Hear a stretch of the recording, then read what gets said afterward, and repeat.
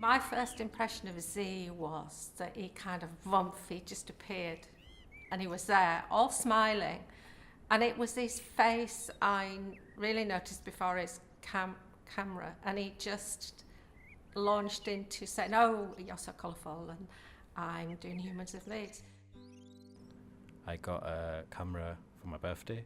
For some reason, I just got this creative spark when I got it, and I'd had a camera before, like a digital camera, but not really had the means to create pictures with it or see the realization of what a photography could do.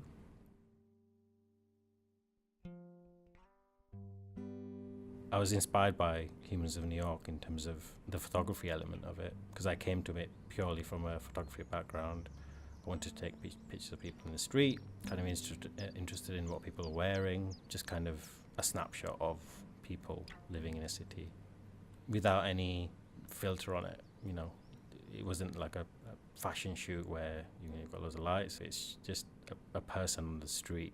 So it's quite raw, and that's what I wanted to do. The picture element tells you something about the person, but the story also tells you a little bit about the person. Humans of Leeds started in March 2013. In terms of how many subjects I've captured so far, it's probably around, I don't know, maybe 1,600, something like that, possibly, somewhere around there, I think. I don't think I'm particularly good at telling or speaking much, but I think I'm good at listening and getting triggers from them, from what they're saying, and kind of point them in the right direction.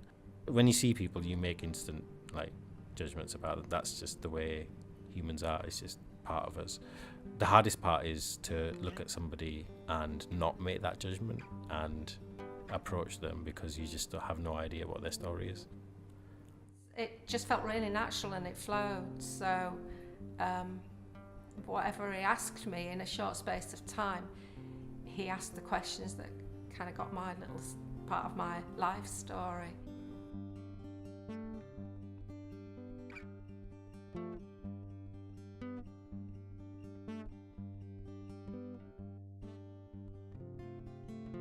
I don't know why people, I guess, open up to a complete stranger. I think it's an element of the fact that it's a one-off meeting. It happens when people go on train journeys and they're sat next to somebody and they start chatting, and then they just tell them their whole life, and then that's it then, because you know you're never going to meet that person again.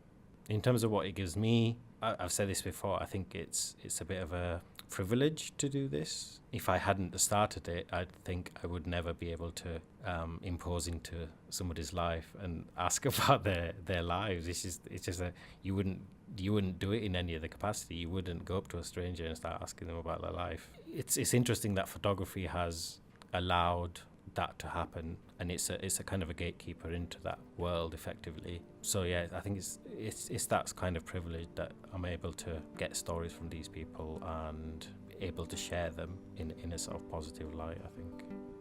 Everybody's got a story, and sometimes it's good to just stop and listen and ask, and to appreciate and be grateful what we've got. I faced a lot of struggles in my early life. After school, I was in an abusive relationship. I was involved in a serious car crash. I feel incredibly fortunate to be alive.